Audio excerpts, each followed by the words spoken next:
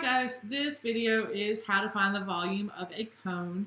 Like prisms and cylinders who shared a formula for volume, cones and pyramids also share a formula for volume, but we're just going to look at cones first. So the formula for volume for a cone and a pyramid is 1/3 the area of the base times the height of the solid.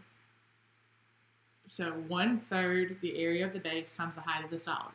Since we're going to look at cones first, cones always have a circular base, which means to find the area of the base is going to be pi r squared, and we're going to multiply that times the height of the solid. So we have 1/3 times 3.14, which we're approximating for pi. The radius is 2, so we've substituted that in, and the height of the solid is 12. We talked previously with surface area about slant height, which is the height that goes down the outside and is slanted. This height is not talking about slant height. This is referring to the height of the solid. So from the vertex at the top straight down into the center of the base, forming a right angle, is this height. So, our height here is 12, and so when we plug everything into our formula, we're going to get 50 and 24 hundredths, which is approximately 50 cubic inches. So in our next example, we're going to find, our first step is still to find the area of the base.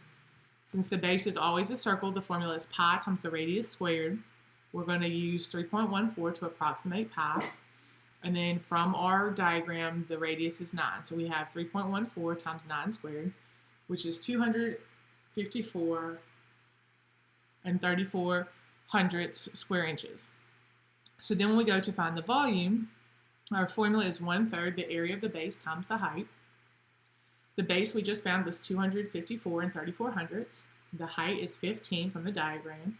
So when we plug those all in, we have 1/3 times 254 and 34 hundredths times 15 is equal to 1,271 and 7/10 cubic inches.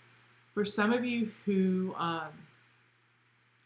like to think about multiplying fractions as dividing by a whole number, multiplying by 1/3 is the equivalent to dividing by 3 at the end.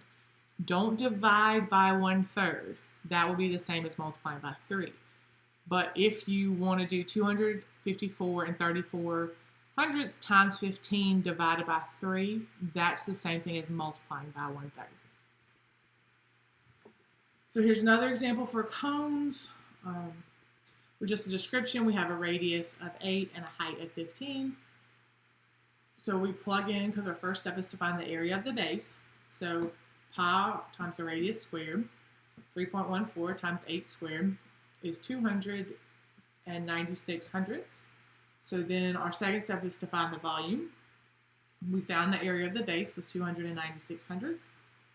And the height from our description there is 15.